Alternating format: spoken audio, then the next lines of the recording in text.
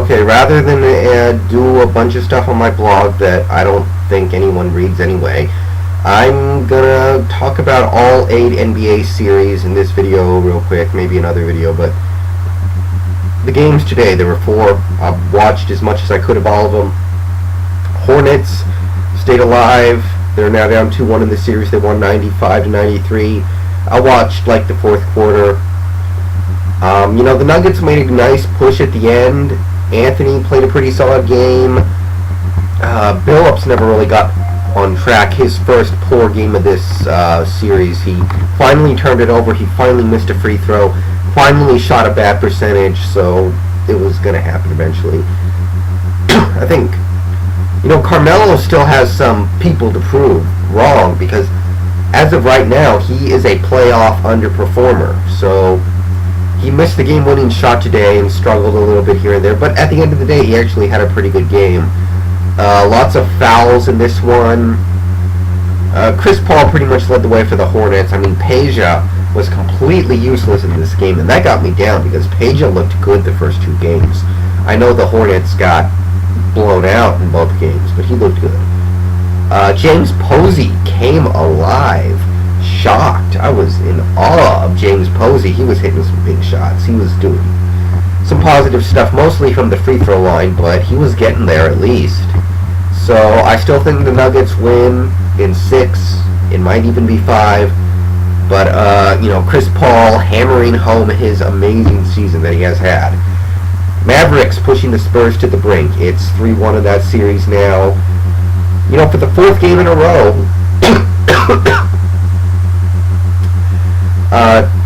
Dirk and Terry have scored under their usual averages, and the Mavericks are still handily taking this series.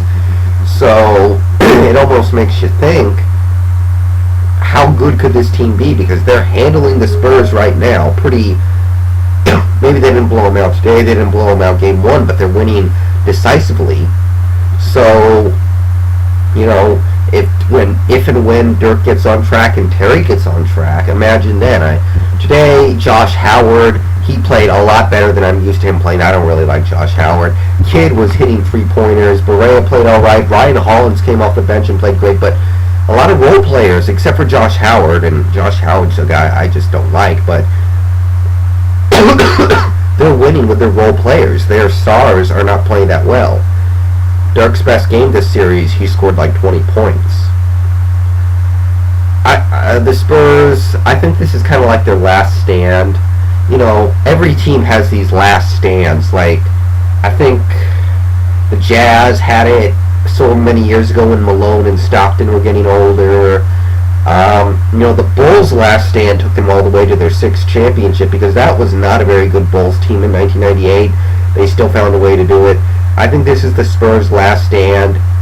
Tim Duncan played his guts out today. 25 points, 10 boards, 7 assists. Tim Duncan did everything he could, and it wasn't enough. So Tim Duncan's at the phase of his career where I don't think he can do it every night. Maybe he can do it 2 or 3 times a series. I'm thinking that he went all in this game. He pretty much said, we got to win this game, so I'm going to give it everything I have. And it wasn't enough. So I don't think the Spurs are going to be able to come back in this one. I think Duncan pretty much gassed himself, giving everything he had in this game and in game 1. Because it's going to be very hard for him to come back in 2 games rest, because they play game 5 on Monday and put up the same effort he put up today. And, Parker was out of this world. Parker had like 45 points, 43, I think. So, I don't think we're going to see that from him again, So, those 2 guys are the only guys that are playing really well in this series for the Spurs, and they might be gassed because they gave everything they had today and it wasn't enough. So, I don't know what to expect game 5, but I wouldn't be surprised if the Spurs lost. Heat took down the Hawks big time. Wade went out of his mind. 30 points, 7 rebounds, 7 assists, something like that. Might have been a little more or less. Haslam, I really liked what I saw from Haslam. He was getting a lot of rebounds, hitting his jumpers. Haslam played a really good game. Jermaine O'Neal was actually the most surprising part of this game for me, though. I mean, Jermaine O'Neal has been a corpse ever since he came back to Miami, and today he looked like the old Jermaine O'Neal. 22 points, 10 rebounds, 3 blocks, something like that. But he was a monster out there, so everything came together for Miami. They needed to protect home court, and they did. Atlanta just played awful. Josh Smith was off. Joe Johnson couldn't get anything done. Mike Bibby, just nobody came to play for those guys. They had their leading point scorer in this game. They scored 78 points. Was 3 different players were tied at 13. So yeah, that pretty much tells you all you need to know. I mean, the Heat, the Hawks are an awful road team. So now that they've lost home court, I really don't think they're going to be able to win this series. I think it's going to go to... Actually, now I think it's going to be Heat in the 6, because the Hawks are not going to be able to win in Miami, it looks like. They still got some games to prove me wrong, though. Lakers Jazz just played out right now. I am so glad I got to see that game, because Kobe was a complete monster.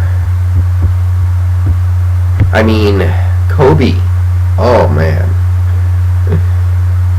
Just completely went off on the Jazz tonight. I mean, Ronnie Brewer was doing everything he could. He had a hand in his face. He was sticking to Bryant. Bryant was jumping in the air, fading away. 2 guys, 3 guys on him. Every shot you can imagine. Just hard shots, and he was putting it in. You know, great way to come back from that awful Game 3 he had. And it was awful. Don't get me wrong. I wrote about it a little bit on my blog, but great way to come back from that. Odom had a great game. I think like 12 points, 15 rebounds, and 6 assists. Something like that. Gasol played solid. Shannon Brown came off the bench, played very well. So things are clicking. They're up 3-1 in this series. It looks like they're going to take it in Game 5. But, man. Also, you know, for the Jazz, they played hard in this game. They're just a far inferior team. But Boozer is finally showing why somebody should pay him a lot of money this offseason. Boozer's finally doing that. Darren Williams, there's no quit in Darren Williams. He's doing everything he can. We saw a little bit of Mehmet Okur out there. I think I saw him hit a 3, so that's always good to see. In today's game, Lamar Odom got the start. I hate to say it, but I think I like this lineup more. 1, it makes the second unit better, because if you have Bynum and Gasol starting, your backup center is excuse me, then your backup center is Lamar Odom. Lamar Odom isn't really a center. I don't really like Lamar Odom as a center. And Josh Powell's your backup power forward. But right now, Gasol's the starting center, and Gasol is pretty much a center. I think he's slightly better as a power forward, but he can play center. Now you have him at center, Odom at power forward, and Odom is a power forward. And then you have Bynum, backup center, and Bynum's a natural center, and your backup power forward's Josh Powell. That flows better. So I'm starting to like this more. I don't know why Bynum got benched. Either it's because he's hurt or because he's useless. I don't know which one, but one of those. I kind of like this lineup more. I hate to say it because I like Bynum. Tomorrow we got 4 more games. The Celtics and the Bulls. I am down on the Bulls. They showed in those first 2 games that on a talent-wise, they are on the same level as the Celtics right now. The Celtics, with all their injuries, the Bulls, with all their momentum, they have a legitimate argument to say they are just as talented as the Celtics. So they should not be getting blown out in their home court when they have stolen home court, of all things, already. So that was sick. I think the Celtics are probably going to win this series in 6 now, just not competitive. I think Cleveland's going to finish the sweep, no problem, against Detroit tomorrow. I don't got a lot to say there. Detroit tried hard in Game 3. They kept it a little close, but they're just not on that level. I think the Magic finally remember that they are better than this Sixers team win tomorrow. I don't know what's up with them. I mean, Howard is giving them what they need.